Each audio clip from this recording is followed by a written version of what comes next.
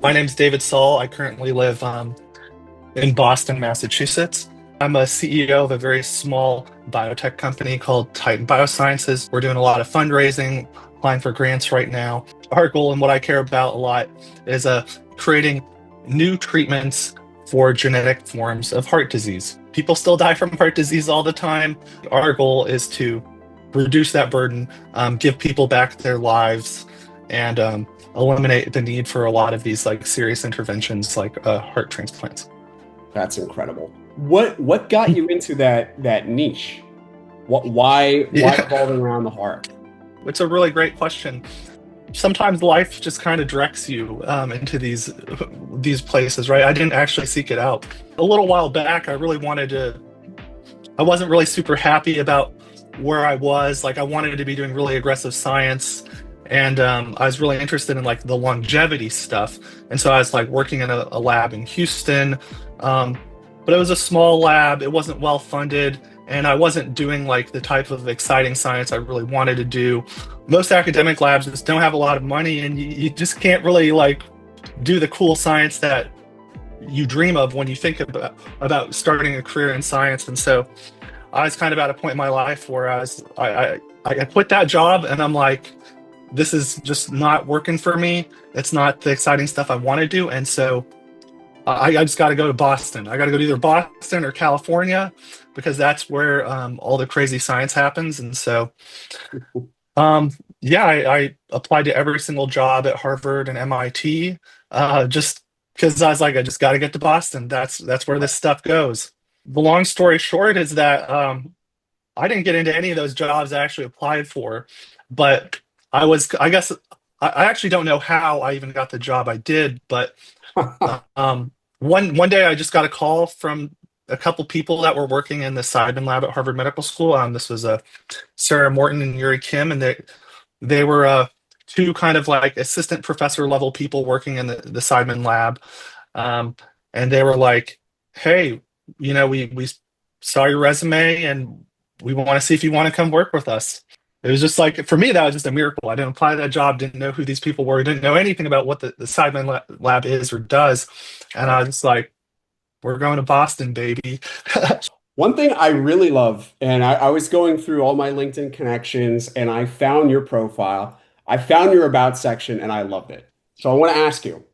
So your story, it's one of the most unique ones I've come across. So you started as a professional bassoon player before transitioning into science. How the hell did that happen? Can you walk us through that journey? When I was in high school, I was like super big into music. I really loved science, and I, I kind of wanted to be a scientist one day. And I was like, that'd be so cool, go just like go cure some diseases or get into the whole longevity things. Like my dad always really kind of hyped me up about that stuff growing up. But then, kind of got to a point where, I was like 17. I had to decide. I applied to schools for like both things. I was focused on like class rank, SAT scores, and stuff like that. And I was like, well, I'm not valedictorian in my class. I was like ranked nine in my class of 400. And I'm like, well, this is just in my high school class. I'm like, I've got like eight people ahead of me that are smarter than me. Right. Um, if I go into research or something, I have to like literally be the best. And if I'm not even the best in my high school, do I even have a chance of trying to do something like that? Right. Like, does that make sense? And I'm like, well, but I'm pretty good at playing bassoon. I had a lot of success there, and I was like, and I like doing it. A while there, I was kind of trying to decide. Well, there's some schools I applied to that were very good schools that where I could have done both a biology degree while simultaneously doing a bassoon degree at the conservatory there. I then went to college for bassoon, um, and I just went nuts with it. Like it's a very competitive thing. Obviously, I Wow. went into it and knowing that like no one wins orchestra auditions. Like there's very few orchestras in the country. Right. There's only two spots for a bassoon player. There's tons of people graduating from conservatories every year. Right. So there's simply not enough job. There's like less than 1% of people can ever get a playing job. But I didn't. 18-year-old me didn't care. I was like, well, that'll just be me then, I guess. It was my life. I loved every second of it, and I won an audition. Then I went and played with this orchestra for a season. It was like a summer thing. Like, just to be clear, I was not like one of the best bassoon players in the world, but for my age, Yeah. I got into a really nice orchestra. To me, that still is like one of the best memories of like my life was going through that Yeah. experience. Just because I worked so hard to achieve that. To me, kind of what the really big takeaway at the end of was, well, after doing the first season, I kind of was like, well, I've just now over this summer played like 40 concerts, played a lot of the same things. Like, so it was an opera company, and so we had like 7 shows that just you kind of did a bunch of times. Right. And so then this is really fun. I enjoyed doing it, but like you do a concert at the end of the day, people are happy, they clap, they go home. It's a good Right. memory for them, but I was like, man, I'm putting all this effort and time into this, but like, it's like, is this really what I want to do forever now? If I could do this with bassoon, what if instead I did this with like medicine? So you finally got that call from the lab after you realized you wanted to switch. And what happened there? And what point did you realize you wanted to build your own company? I was working in the lab, and I kind of told myself that I was just going to go berserk. Right. If you were Okay. to ask anyone from the lab, they tell you that they saw me there until like 10 p.m. like crushing cells every day. Yeah. So for me, it was really like it's like this is my time. I'm going to focus super hard. I'm learning everything I can, build my skill sets, and then try to push things further. I didn't really go in there with like illusions of grandeur. I kind of moved to this city of like just gonna I want to cure some diseases, and I don't know what that path looks like or what makes the most sense to do, but Right. we're gonna just see. So, anyways, yeah, I was working in the lab and studying some of these genes that are heavily associated with like heart disease. Um, and I think I just kind of realized like, hey, some of these experiments are working out well. Like, we can really manipulate genes effectively using like tools like CRISPR or variations of it. And like, there's really not like CRISPR hasn't really been that successful yet. Hmm. Like everyone knows about CRISPR, they know how big it is, but like maybe my question to you is, do you know how many people have been treated with the CRISPR therapy as of today? No. So CRISPR, kind of started about like 13, 14 years ago now. Right. The answer is it's less than 1,000 people. It Wow.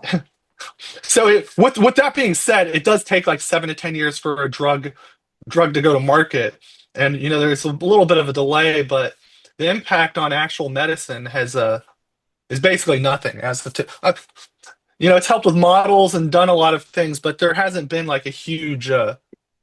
It's not as big as it should be. Right. Right. Um, and so I kind of realized that, like, well, what's the big problem here? Is it because the stuff going on in academic labs is really good, Mhm. um, but the translatability has not been good. And so to me, I was kind of like, well, I just think some of this stuff should become a company. And it's like, there needs to be more because there's ideas I had, like things I thought should be done that just weren't being done by anyone. And I was like, yeah, well, there's things we can do now. There's people that want things. Right. Um, so yeah, let's do it. So it kind of goes hand in hand. Biggest mindset shift from researcher to CEO slash co-founder. What did that look like? How did you get that mindset shift? What did it look like? Yeah, I mean, so I guess like a few things to say is like as of right now is just a disclaimer. I'm not like some big fancy guy. I'm Yeah, like yeah, a yeah. Early early stage, early right? stage early Right. stage hustler, right? It's going well right now, but for me the mindset was, well, I was sitting in the lab and I'm like, well, if I stay here too much longer, it's just going to be more of the same. So I need to somehow figure out how to start a company, but I have like no idea how to do that. I don't even know where to begin. Right. Um, so I was like, well, I kind of went and talked to a few people, and I was trying to figure out, like do I need to go get an MBA, or do I really need to go do a PhD? That's a lot of time, and I kind of know what I want to do already. And I was like, it's like, oh, well, maybe I should go work at a small startup company that's like similar to what I want to do. Mm, And so that's actually what I did. Um, wow. so I found a company that was doing very similar things to what I was interested in. Um, yeah, I went and worked there for about a year and a half. Um, and then basically the short version of the story is that they had funding that was given to them by a larger company. That larger company had problems, and so then they had to cut that collaboration. And so then all of the funding for the programs that I was working on went away. And Mm, and after having, but it was fine. It was actually like the initial shock was a little jarring to me, but I was like, well, now's the time. And so I immediately, within 24 hours of getting laid off, that's when I started up what I'm doing right now, like officially. So wow. Wow. And can I ask, how old were you when you started officially your company? yeah, so that was just last year, right? So I Wow. was 32. Right, Um, right, and I think from working at the startup company, it was before doing that and doing any industry, it was like all this big mysterious thing, and it was like it seemed like an impossible task. But then after working there, I realized like, oh, I can do this. right, It's this is very doable. right, right. And if you don't mind me asking, I'm not sure if you can say what was the startup company you were at? Which company was Yeah, that? for sure. So it was a small company called Regal Therapeutics. Right, Just had about like 25 to 30 people, and it was a fantastic company. Extremely good people, really right. smart science, and it was a fantastic opportunity for me. Were they also based out of Massachusetts or Cambridge? Yeah, they were actually like a bi-coastal company. So they had about half the company was in Cambridge, and the other half was in the Bay Area. Right, right. Okay. And judging by your LinkedIn profile, so co-founder and CEO insinuates you have a co-founder, another co-founder. Yeah, we Who- have Yeah, who would a that few be? other people, and yeah, so I've yeah, I think some of this is a little on the down low, but we've also got like Jacqueline Essig and Andrew Field involved. And I met them at the old company actually. So we all kind of got laid off at the same time. Right, So at least for me, some of the one of the problems was that when I was thinking about how I'm going to start up a company, is it's like, well, I probably don't want to do this alone. It'd be a lot more enjoyable if I had some right. people I could work with. And so that was also kind of, I'm not a religious person, but I like to think there's like a biotech angel out there that kind of created this situation. Phenomenal, phenomenal.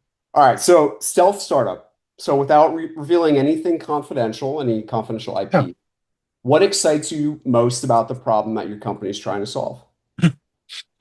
Yeah, for sure. So, I mean, we all know that heart disease is kind of like the leading cause of death for like Americans, and it's obviously a big problem in other countries as well. But I think kind of the more interesting or newer thing is that we've learned that like up to 50% of all of that may be attributed to some sort of genetic problem. Hmm, Um, it doesn't mean it's 100%, that 50% is 100% genetics, but it means it can be made a lot worse because of genetics. And a whole lot of that 50% is made up by just problems with one gene. wow. And so, and we can, and if it's a bunch of multiple genes working together, that's a complicated problem. But in the scenarios where it's just a problem with one gene, that's the root cause. Um, you know, it's like we know what the problem is, and we have ideas of what the solutions could be. So we should be going after those. Right. And the idea that I think a lot of like, so we are a gene therapy company. Um, as I said earlier, once maximum 1,000 people have been treated by a CRISPR therapy. Well, if you also think about like in terms of like gene therapies, uh, it's I don't think more than 10,000 people yet have been treated with a gene therapy. It might it's that number is pretty low. Um, Wow. Yeah. Fact check that number, but it's in Yeah. that approximate range. It's not too much further away from 10,000, Right. if it's even at 10,000. And And so, that doesn't scare you. That makes you want to tackle it more. It doesn't kind of push you away from gene therapy and oh, CRISPR. absolutely. So Right. things being hard or complicated has never scared me. Like what Good. I went into bassoon knowing I had a less than 1% chance of success, right? Yeah. So the way I think about it is like, well, maybe here's an analogy of how to think about it. Like if think about like the very first like planes, like the Wright brothers planes, right? Their first plane went up in the air for like 10 seconds. And then on that same day, they did like three more flights. And the final flight of that day lasted, I think, 59 seconds exactly. Hmm. Um, and now look at airplanes today. We Yeah. can go across the ocean. They could barely go across the field. So to me, I kind of view the gene therapy thing in the same light. Yeah. No, that's incredible. I mean, that's inspirational. No, you definitely took it from your bassoon, your time as a bassoonist. Is that how you'd say it? Bassoon player? Yeah, yeah, Yeah. yeah. Incredible. Incredible. All right. So what has surprised you most about building this biotech company? Whether that's very early stages or where you're at now. Yeah, I think for me, what's surprised me the most is I think it's really probably the people you come across when you try to do something like this. Mm, hmm. Um, you meet a lot of really interesting, cool people. I've met and talked to a couple billionaires now that I never would have ever come into contact with. Right. Um, you just meet a lot of really cool people in Boston, and people like you approach me, right? So that's cool as well too. So I think y- some other things is like we'll talk to like large pharma companies. They'll be interested in us, and it's like, wow, I never thought I would have found myself in front of like a room of like 15 executives of like some fancy company that want to talk to me or something. Right. Um, so I would say really just the people you meet and encounter are the And most. when you encounter these people, what are you seeing more so? Is it these folks are coming more to you, or you going to them? How are you seeing that mix? Oh, it's both. It's completely both ways, Yeah. which is what's exciting. Right. Right. Okay. And it's interesting because you are a self startup, so you're not necessarily building in public, correct? It's like, there will be like events in person where I kind of talk about what I'm doing and stuff, Right, right. but it's not like complete ultra stealth. It's more just like, oh, I just prefer not to have a strong online presence at the moment. So looking back over the past year, what is one lesson that you wish you had known before becoming a founder? Um, Good question. One lesson I wish I would have known. I think to me, it's just that I would have. I think it always just comes back to being more bold. Maybe I should have even started sooner. I should have like. I think that kind of the big thing for me is like, or the journey of being a founder is realizing how many like fake barriers I had built up in my mind Mhm, that mhm. are just artificially there. Not to sound like too cheesy, but like um, I remember when we first started this company, and I approached one of the other people I wanted to be a co-founder with, and I was like, "Well, let's do this thing." And then their response was, "I don't know anything about starting a company. I don't have an MBA." Hmm. Hmm. And I think that's a good example of like a fake barrier, right? It's just like in your mind, you've created this thing of like if I want to start a company, if I want to do something, I have to have this. Right. And there's a bunch of different like pitch formats that I've encountered. So that if you're having like a Zoom meeting with an investor, the kind of standard format is you've got like a 20 to 30 minute meeting. And then that's about like, a 10 to 15 minute pitch that you have to prepare. Right. Right. A lot of times if you're presenting in front of an audience, then there's a couple other formats. So there's like the 5 minute pitch, there's like a 7 minute pitch, and then there's the 90-second pitch. Those are pretty frequent things, and each of them are very dramatically different. And so like with the Morrison Forster pitch day, that was like a 7 minute pitch, and I didn't really know how to fully prepare for that. I just kind of like tried to pick like, like I do 7 slides, 1 minute per slide. That's how we're going to do it. Um, but that's actually not the best way to do that. Or at least that's not the complete way to think about Mhm. that. And so actually this is maybe a little silly, but now I think about it of like how do musicians prepare for Mhm. concerts? Like Mhm. if I'm doing a recital, how do I, it's like if I'm, if I'm doing a recital, I'm reading music, or if I have it memorized, but it's like if I'm playing 10 minutes of music, then I'm going to know exactly what note is going to be played at what specific point in time, and I know how that's going to be delivered.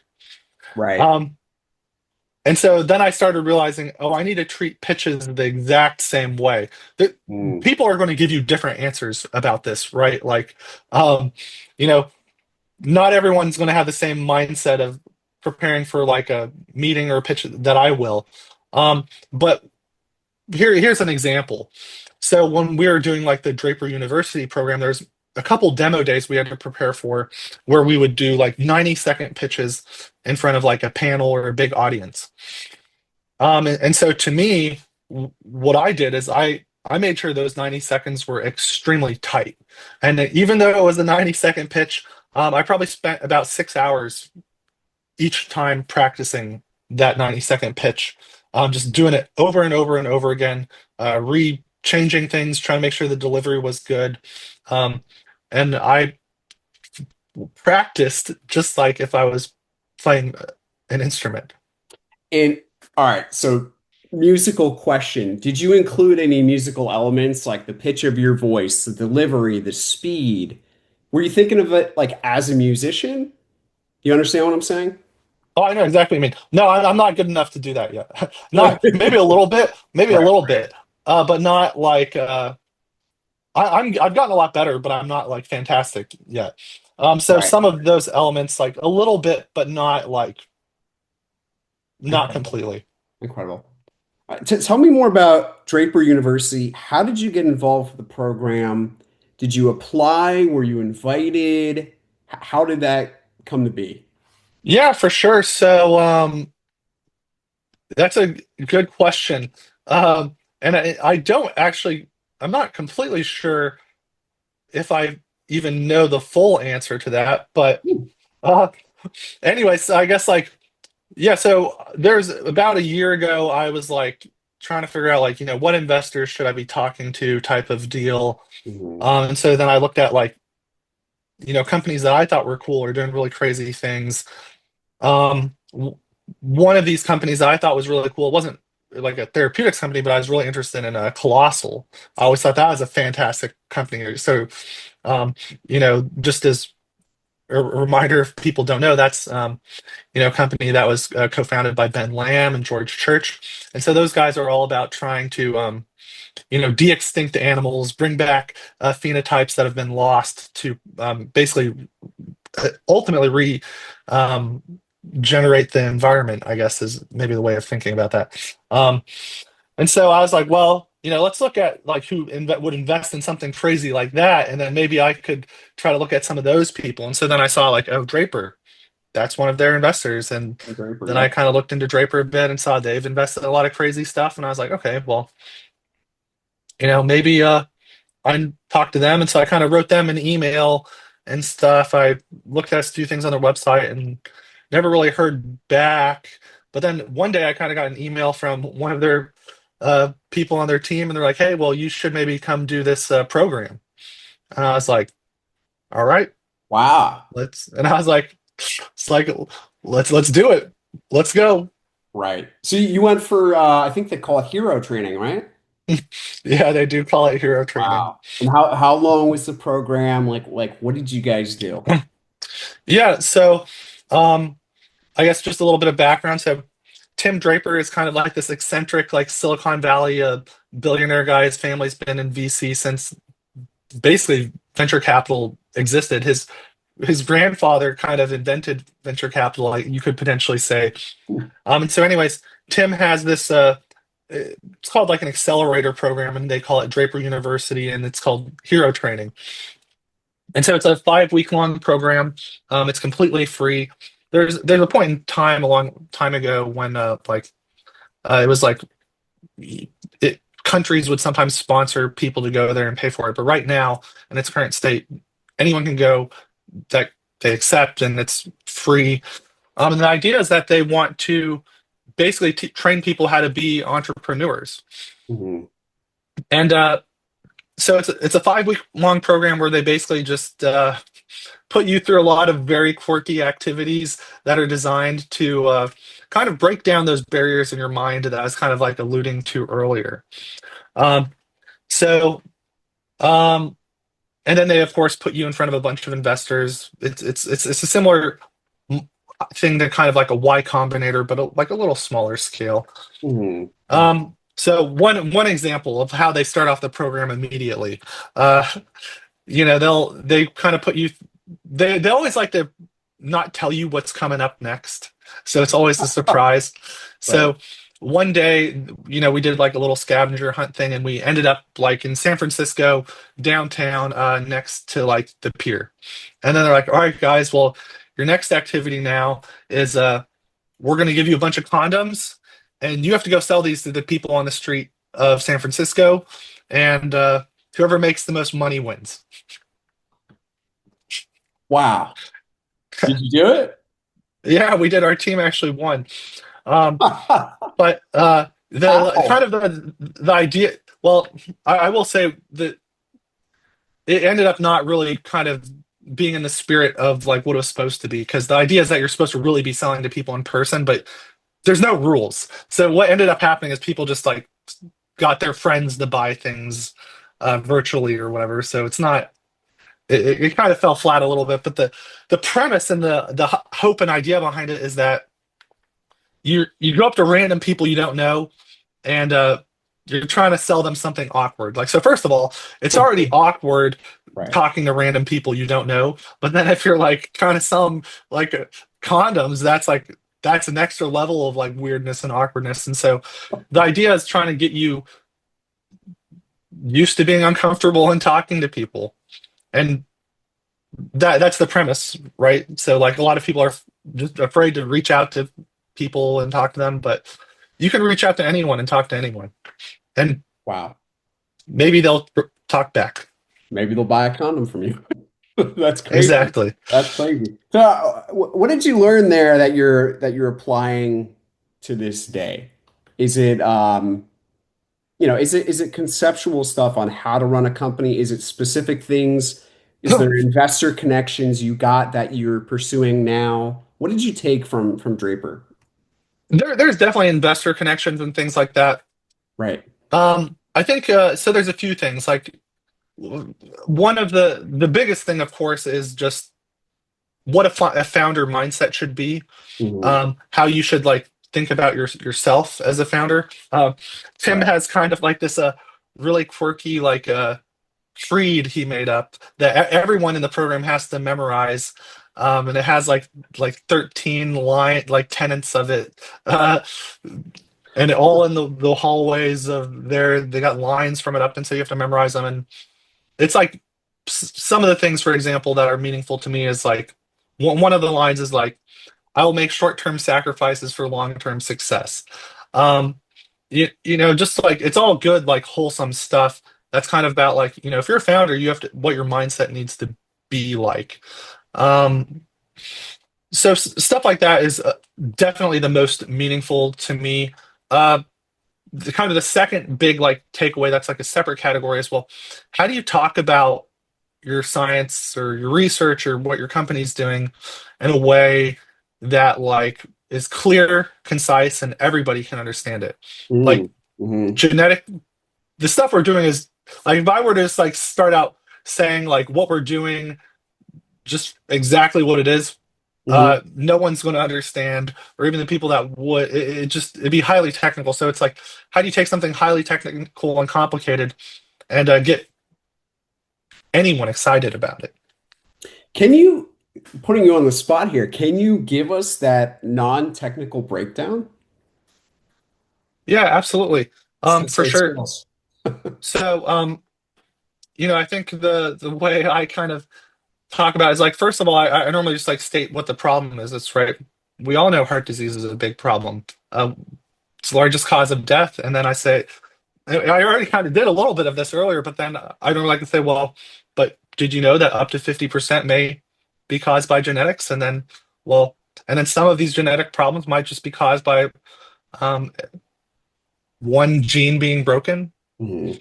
And then it's like, well, that's the problem. And then the solution is like, well, I could talk about CRISPR and all this fancy stuff, but I can say, well, a lot of these genetic diseases, the problem is that, or well, the premise is that we all have two copies of most genes. And in a lot of circumstances of genetic disease, the problem is just that one of those genes is broken, and you've got a perfectly good copy of the gene still there. Mhm. And well, and so that leads to a dosage problem of where you've got like 50% as much output of that gene you need, and because you don't have enough of that gene being produced, that's ultimately the root cause of the disease. And so, um, anyways, going on from that of like, well, what do we do about that? A lot of companies, this strategy is that they try to fix that broken copy of the gene, but our technology is a little different. And so instead of trying to fix that broken copy of a gene, Mhm. we make that good copy that people all have work twice as hard. Interesting. And so That's a that unique approach. Yeah. so that's essentially how I maybe it's not the best way, but that's at least the way No, I do it it. makes sense. It makes sense. Um, And just to go into the actual science of it, I mean, what have you found? Is that approach more effective than how other companies are trying to do it? What are you seeing in your own research? If you can talk about it. If yeah, not, for sure. So I mean, yeah, I'm trying to be a little vague, yeah, but yeah, yeah. I'm happy to answer this. So the general idea is that like if you've got a broken copy of a gene and you've got like a large patient population out there of like, let's just say there's like 1 million people that have a disease. Right. Well, that problem that leads to a gene being broken um, is going to be different between all of those people. Mm, And so if you try to like use a strategy to fix that, it's you're going to need a bunch of different strategies to fix that problem for different people. right. Maybe let's say if you have 1 million people, maybe 200,000 of them can be solved by this strategy. Maybe 50,000 of them need another strategy. But if it's sufficient to just make that good copy work well enough, then that's a strategy that can apply to all of those people. So ultimately, the way I think about what I'm trying to do is like, how can I help the most people at once with a single design? Yeah. And that's Right. how The I like to think CRISPR about what we do. cookbook. And so at least Yeah. that's how I try to explain these things to in a simple, what I think is hopefully a simple way that anyone can understand. No, no, yeah. I think you're doing a great job. I'm almost wondering, besides anything related to the heart, is this same concept method that you're doing it, is it applicable to other diseases or, Oh, defects? absolutely. Yeah. Yeah, so there's probably about like 400 types of 400 diseases this type of approach could be applied to. Wow. Future. I just have experience doing heart stuff, so Yeah, that's yeah, why I'm yeah. focusing on heart stuff. That's incredible, dude. That's incredible. All right, let's go back to the list here. Okay. All right, so looking ahead, so what are you personally most excited about over the next few years? Whether it's for your own company or for the biotech market as a whole, science, CRISPR, whatever. Yeah, so I think to answer that, I would say um, it's really the idea that I believe we're in a transition period for medicine where we're going away from things just being treatments Mhm. to crossing that barrier for things being more cure-like. Right, So we can a lot of medicine, or almost all medicine, has been like these small molecule, inhibitors, which can like affect like downstream pathways and treat symptoms. right, But we kind of know what root causes of a lot of diseases are, and we have tools that could potentially work to correct those root causes. So I'm really excited, just generally speaking, about the application of more of these tools to have more meaningful of a impact on potentially curing diseases. Absolutely. Absolutely. How about your own journey, your own company? Next few years, what are you excited about? Yeah, so with regards to ours, we're just getting it's slow, unfortunately, but Right, right, we've been fundraising really hard. Things are progressing. It feels good. It's exciting. And yeah, I'd love for this to really like launch and take off more, right, and right. so that we can really do all the things we want to do. Um, it- we have a lot of things cooking right now, but it'd be really, really cool if this could be accelerated a bit. So, I mean, I guess that's Let me ask, how would it get accelerated? Is it just funding? Is it the actual science? Or what would it's accelerate largely just funding. funding? Um, Yeah. that's really just it. A lot of investors are kind of wary about the gene therapy thing. I mean, it makes sense, but it's Right, like they're concerned about things they've seen in the media that have happened with other companies, rather than like being aware of what the latest technologies look like and what the current data like supports. Um, so how do you mitigate that? So an investor comes to you, they like what you're doing, but they're hearing all these things about CRISPR and gene therapy as a whole, and they're a little bit turned off. How do you mitigate that? yeah, I mean, so you just have to know what their concerns are, understanding where they're coming from, and Right, then basically showing like, well, this problem, understanding why what they're concerned about happened in the first place, right, and right, then understanding or demonstrating how you are different, and what allows us to not experience those same problems. And right. there's some people that will listen to that and believe it, and that'll allow progress to happen. And then there's just some people that they don't want to hear it. You can't change Yeah, their mind, and right. that's fine. Not everyone's going to kind of vibe with you. That's okay, and Right. you just have to accept that and move on, and know it's a grind. And let me ask, because I know this is applicable for, a lot of other industries, but I don't know when it's more technical, more scientific. How much of talking to an investor is about connecting and building a relationship, and how much is purely about the science, about the data? What would you say the mix is there? Wonderful question. Um, so I would say it depends, but Right. this is actually the biggest difference I've noticed between talking to Boston investors and California investors. Hmm. So Boston investors pretty very heavily about the data. They're Right. like, well, where's your mouse data? Why don't you have this? How are you thinking about this obscure scientific problem that may happen or that they've thought up of in their mind? And it's like, well, how are you going to think about this? What Right. is this going to happen? And it's, they ask like every little crazy scientific thing that could possibly happen. But then you go to California, talk to people there, and they're like, well, what's really cool about you?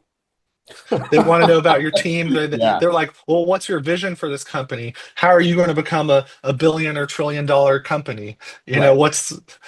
It's a totally different mindset. So I would say it's more geographical from my Right. experience, Yeah. rather than anything else. So you know when you're talking to a Boston investor that you need to have your data ready. And if you're talking to an SF investor, you need to have your team and your vision and your personality and all that stuff, right?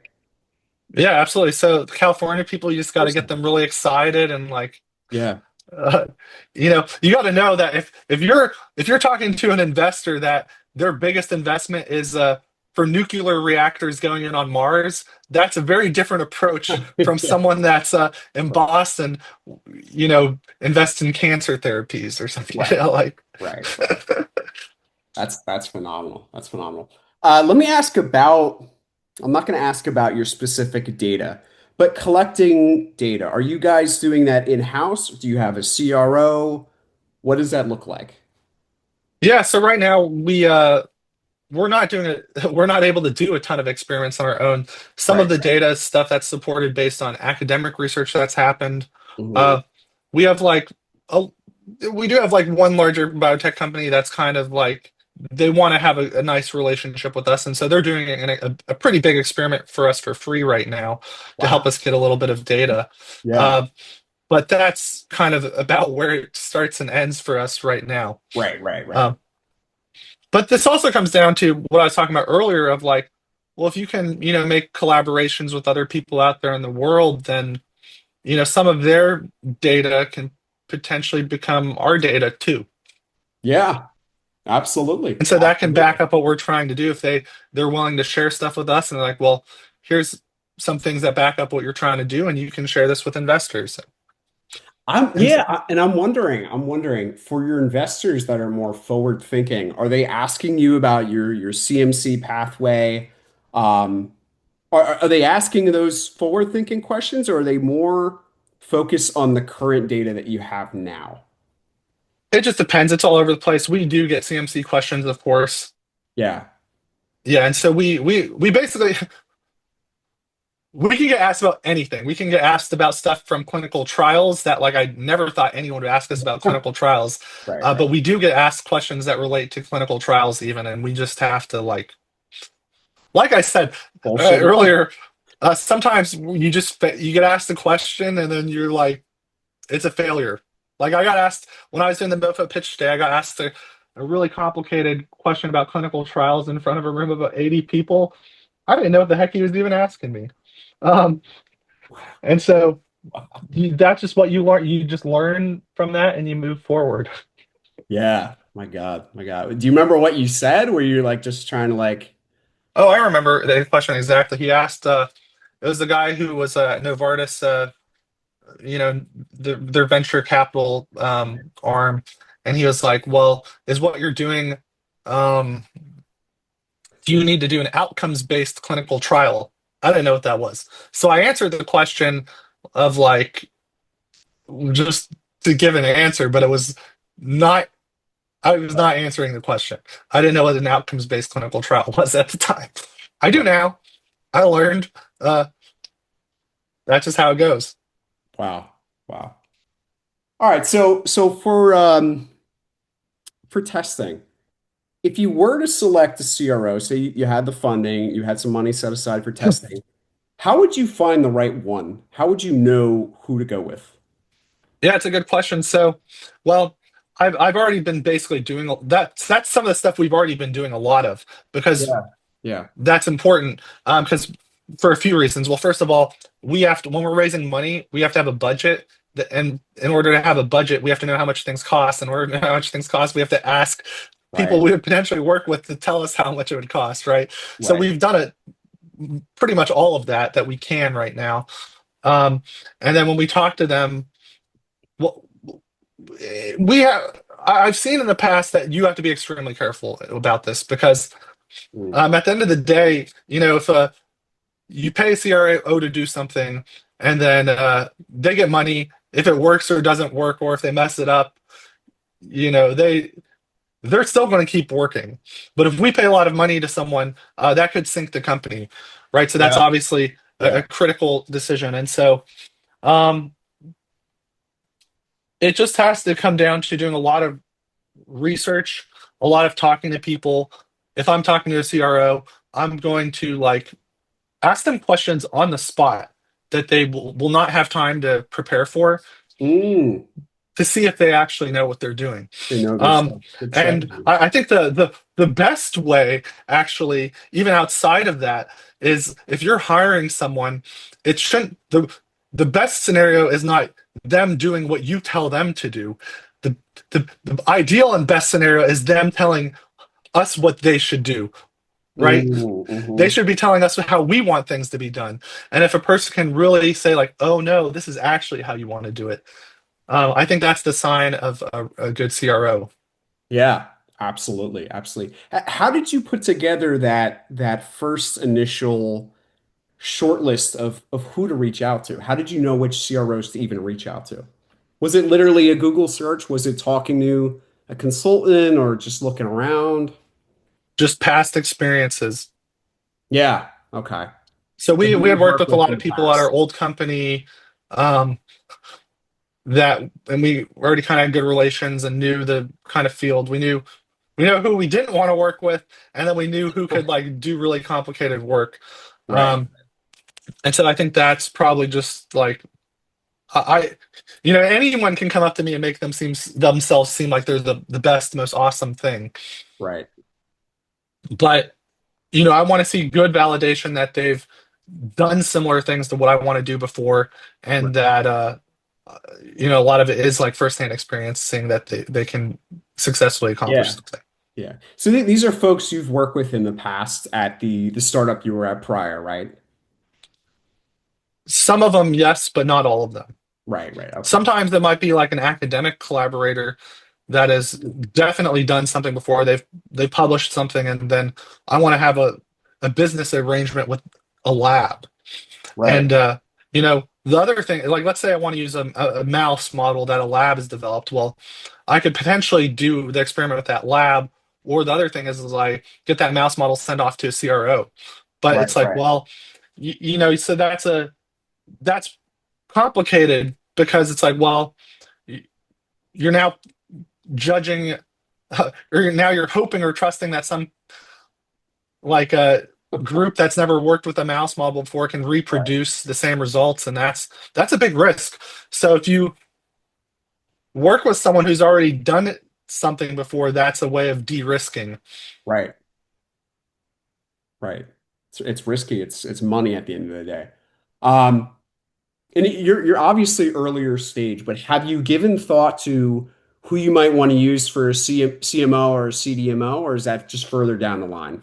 Oh no, we've absolutely already talked to those people and have that stuff Oh, kind of great. like, Yeah, yeah, we unfortunately, or well, not unfortunately, but I guess like because my kind of philosophy right now is I want to do every single thing I can do that I can do for free right. now. So then when investors talk to us, I've got answers to all the questions. And I'm like, well, Yeah, we don't have money to do experiments and stuff. I can at least do these things. I can at least talk to these people and figure out who we'd want to work with before for everything, or right, work with in the future for everything. So, yeah. right. Preference question. Big CMO, so Catalent, Thermo Fisher, Lonza, or something smaller, mid-size, or like a really niche mom and pop kind of prototyping lab. What are your general feelings on that? Yeah, really good question. And it's kind of always evolving, right? Yeah, So I yeah, think it's an extreme case by case basis, and I think truthfully, it's probably like a combination of both. yeah, Um, right. so like a company like Catalent, for example, they were the producers of Olividus for Sarepta, which is like the second most like commercially successful gene therapy for Duchenne overall, and it was for Duchenne's muscular dystrophy. So working with a company like Catalent makes a lot of sense at some point. Hmm. A company like that's going to be more expensive, and so you have to kind of understand when to engage with them. But then there's like smaller groups that might have more experience in like doing those like preclinical objectives. So you just kind of have to figure out that combination. Right. And for your CMC process, if an investor asks you about it, have you chosen like a CMO for preclinicals, phase one, phase two, and then someone different for phase three and commercial? Or is it like, yeah, we've talked with Catalent, about it being just very general and vague, or how does that look? Great question. So phase one, phase two, that's still far away. Like Yeah, of I course. think the way we try to think about it is we say like for this set of experiments, this is who we want to work with, and Right, then some of these like people we work with for preclinical just don't have like the manufacturing capabilities to do right, like GMP. Right. right. So then it's like, well, we'd say like, well, when we need GMP grade, then we're going to transfer over to this person to do that. Yeah, it's And so admirable that you're early stage, but you're already like you have the answers for the investors. So I mean, that's obviously the most important. Yeah. well, you kind of have to, unfortunately. So No, no, it's you have to. All right. So we're almost out of time here. So, and thank you so much. Your answers have been great, man. oh no, it's fine. Yeah. All right. So, um, last piece of advice for anyone in the same spot you were about a year ago. Yeah, I mean, I think the general last the bit of piece of advice is that like at the end of the day, your own worst enemy is always is it's actually yourself. Right, right, Um, and it's the I've kind of touched on this a bit, but it's just the idea that like there's no reason you can't do anything.